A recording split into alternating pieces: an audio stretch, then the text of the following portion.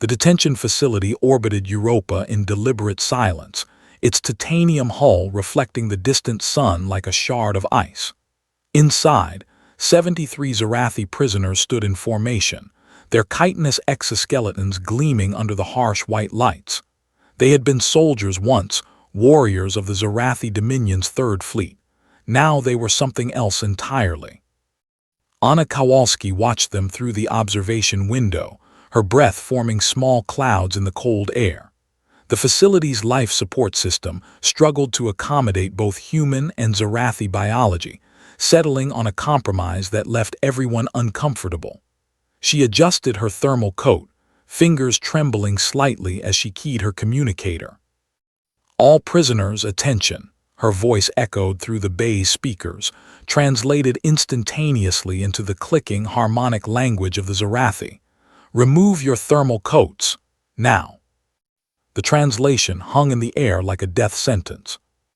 Through the reinforced glass, Anna saw the prisoners stiffen. Their compound eyes, each containing thousands of individual photoreceptors, shifted in their sockets, a Zarathi expression of fear she had learned to recognize over the past 6 months. One of them, a former tactical officer named HFY, began the gesture of supplication, lowering his primary arms in a pose that predated the Zarathi's spacefaring era.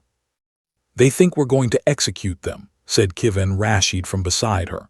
The young xenobiologist had been studying the Zarathi physiology since the armistice, his dark eyes now fixed on the tablet in his hands. "Their body temperatures are dropping, adrenaline analog spiking, classic stress response." Anna felt the weight of 73 lives pressing against her chest. The war had ended 4 months ago, but hatred had a longer half-life than uranium.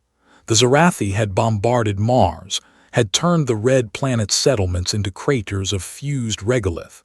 15,000 humans had died in those attacks. Anna's sister had been among them. "I know what they think," she said quietly. The Zarathi weren't removing their coats. Of course they weren't. In the facility's maintained temperature of -20 degrees Celsius, a Zarathi could survive perhaps 30 minutes without thermal protection before their hemolymph began to crystallize. They had run the calculations, everyone had. The prisoners knew exactly how long it would take them to die.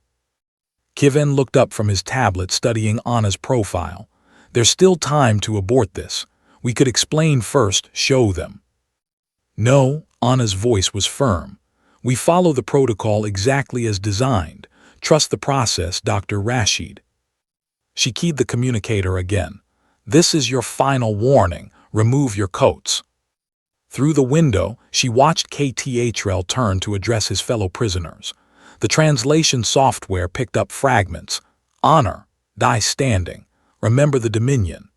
The Zarathi began removing their thermal coats with ritualistic precision, folding them carefully despite their trembling limbs. Some had begun their death songs, a haunting resonance that their vocal chambers produced when facing certain extinction. "Temperature in the bay is -19.8 degrees, Kivin reported, his voice tight. "Their core temperatures are already falling." Anna watched the chronometer. 30 seconds had passed since the Zarathi had removed their coats. Already, frost was forming on their exoskeletons, small crystals that caught the light like diamonds. "Deploy the packages," Anna said. From hatches in the ceiling, 73 containers descended on pneumatic arms. They settled on the floor before each prisoner with mechanical precision. The Zarathi stared at them, compound eyes reflecting confusion and fear in equal measure. "Open them," Anna commanded. HFY was the first to comply, his manipulator claws awkward with cold as he unsealed the container. Inside, nested in thermal foam, lay a coat, but not the standard-issue thermal gear the prisoners had been wearing. This was something else entirely. The material was a composite of graphene aerogel and phase-change polymers, embedded with a network of thermoelectric generators powered by the wearer's own metabolic heat. The design was revolutionary, human engineering at its finest, adapted specifically for Zarathi physiology based on months of research. Kivin had been studying the xenobiological data when he discovered the inefficiency. The standard coats the Zarathi prisoners wore were human designs, poorly adapted to the aliens' unique metabolism. The Zarathi generated heat differently than humans, their exothermic reactions concentrated in their thoracic segments. The human coats had been keeping them alive, but barely, and at great discomfort. "Put them on," Anna said, her voice softer now. KTHRL lifted the coat with trembling claws. The material unfolded like liquid metal, conforming to his body's structure with intelligent precision. The embedded sensors detected his thermal signature, and the coat's systems activated. Within seconds, the frost on his exoskeleton began to melt. Around the bay, the other prisoners followed suit. Anna watched as comprehension replaced fear in their alien faces. These weren't execution garments. They were gifts. "Thermal readings stabilizing," Kivin reported, relief evident in his voice. "Core temperatures rising to optimal levels. The coats are working even better than the simulations predicted." Anna allowed herself a small smile. The research had taken months. Kivin had worked 16-hour days, studying Zarathi biology, running thermal models, testing materials. The engineering teams at Luna Station had fabricated the prototypes, incorporating feedback from Zarathi consultants who had defected during the war's final months. It had been expensive, both in resources and political capital. The Mars delegation had opposed it viciously. Why waste resources on the enemy? Why show mercy to those who had shown none? Anna had listened to every argument. She had attended her sister's memorial service, had scattered Sarah's ashes in the reconstructed gardens where they'd played as children. She had felt the rage that demanded vengeance.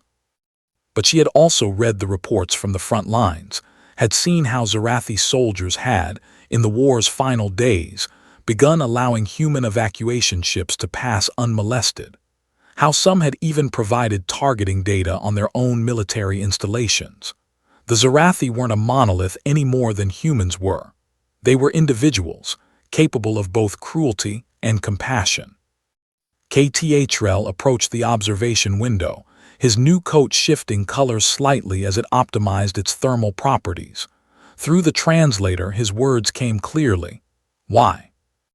Anna pressed her hand against the glass. "Because the war is over. Because you're prisoners, not animals. Because we're supposed to be better than our worst impulses. Your species lost many in the Mars attacks." "Yes, including someone I loved." Anna's voice was steady. "But keeping you cold wouldn't bring her back.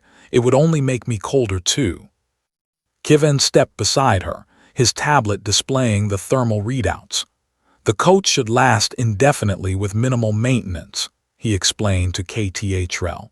"We've also submitted a proposal to increase the facility's ambient temperature by 15 degrees. It'll be more comfortable for everyone." The Zarathi tilted his head, a gesture Anna had learned meant consideration.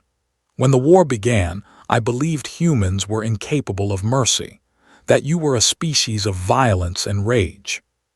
"Some of us are," Anna admitted, "just as some Zarathi are, but not all." Through the window, she watched as the other prisoners examined their new coats, helping each other adjust the fits, sharing warmth that was now abundant rather than scarce. She saw the death song cease, replaced by the chittering clicks that served as Zarathi laughter. "The Dominion's propaganda taught us to hate you," KTHRL said quietly. "They showed us only your weapons, your warships, your capacity for destruction. They never mentioned your capacity for this." Anna thought of her sister, of the red dust that had once been Martian settlements, of all the lives lost on both sides. The weight of it would never fully leave her, but she could choose what to build with that weight, a monument to vengeance or a foundation for something better. "Maybe that's how we survive," she said, "by surprising each other with our humanity, or in your case, your Zarathity." Kivin snorted. "We're still working on the proper terminology."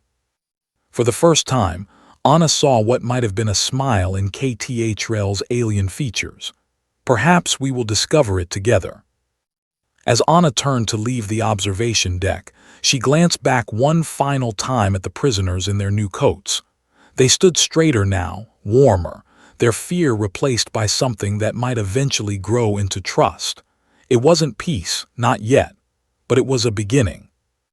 Outside the window, Europa's ice reflected the distant stars, ancient light from long-dead suns still finding its way through the darkness.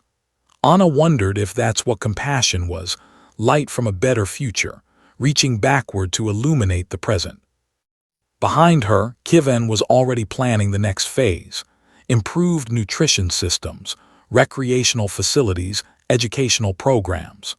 The work of building peace was infinite and incremental, requiring the same dedication that war had demanded, but toward construction rather than destruction.